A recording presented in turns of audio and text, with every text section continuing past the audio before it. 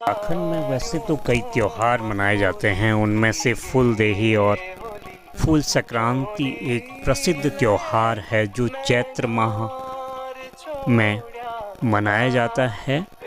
गढ़वाल में फूल संक्रांति और कुमाऊं में फूलदेही के नाम से यह जाना जाता है। यह बसंत अर्थात मौलियार का पर्व है। बच्चे कंडलियों में फूल चुन करके लाते हैं और सुबह मंदिर और घरों की देहली पर फूल को रखते हैं।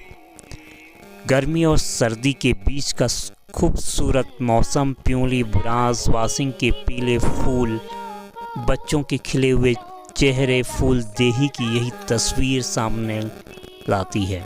यह पर्व नए साल की नई ऋतु, नए फूलों को आने का संदेश देती है। यह त्योहार उत्तराखंड के हर गांव में मनाया जाता है। जब ऊंचे पहाड़ियों की बर्फ़ पिघल जाती है, सर्दियों के बमुश्किल दिन धीरे धीरे बीत जाते हैं, पहाड़ बुरांस के लाल फूलों की चादर से अट जाते हैं, प्यूली के पीले फूल खिलने लगते हैं।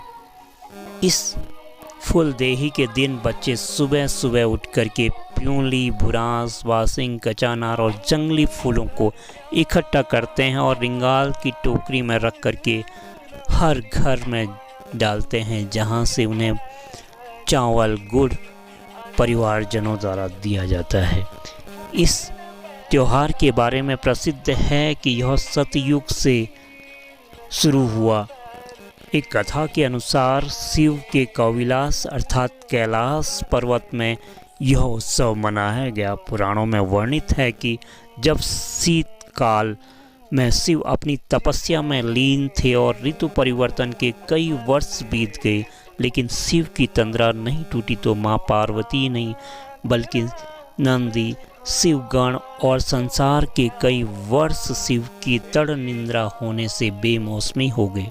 आखिर माँ पार्वती ने एक युक्ति निकाली और कविलास में सर्वप्रथम जब प्यूली के फूल खिले, उन्होंने शिवगणों को पीताम्बरी वस्त्र पहनाकर बच्चे का स्वरूप दे दिया और उनसे कहा कि वे देव वाटिका में जाकर के सुंदर फूल लाएं और उसकी खुशबू संपूर्ण कैलाश में बांट दें। सभी ने उनका अनुसरण किया और पुष्पों को लेकर के शिव जी को अर्पित किया, जिसे फूलदेही कहा गया। वो सभी ने एक स्वर में महादेव की प्रार्थना की और उन्हें तपस्या में बाधा डालने की क्षमा मांगी। फूल देही क्षमा देही, भर भयंकर तेरे द्वार आए महाराज। जब शिव की तपस्या भंग हुई, उन्होंने सामने बच्चों को देखा तो उनका गुस्सा शांत हुआ। वे प्रसन्न होकर के इस त्योहार में शामिल हुए। तब से यह त्योहार मनाया जाने लगा।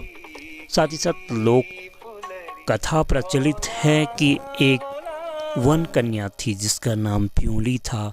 वह जंगल में रहती थी। जंगल के हरे पेड़ पौधे उसके दोस्त थे। प्यूली की ही वजह से जंगल पहाड़ पर हरियाली और खुशहाली थी। एक दिन दूर देश से एक राजकुमार जंगल आया।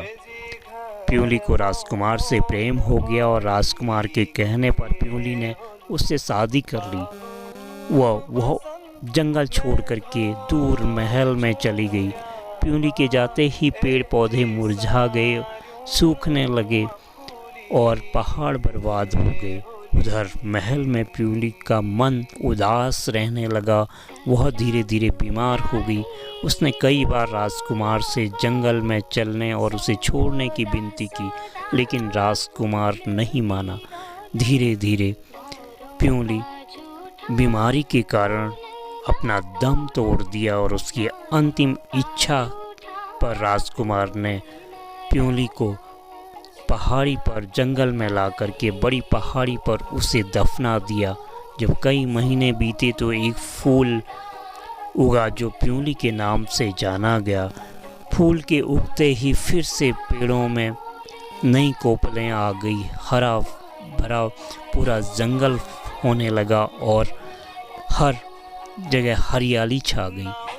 तब से यह त्यौहार मनाया जाने लगा और प्यूली के पीले फूलों को लेकर के घर की देहली पर सजाया जाने लगा। बच्चे प्यूली के फूलों को लेकर के उन्हें घर की देहली पर सुख शांति और प्रसन्नता का प्रतीक के रूप में डालने लगे।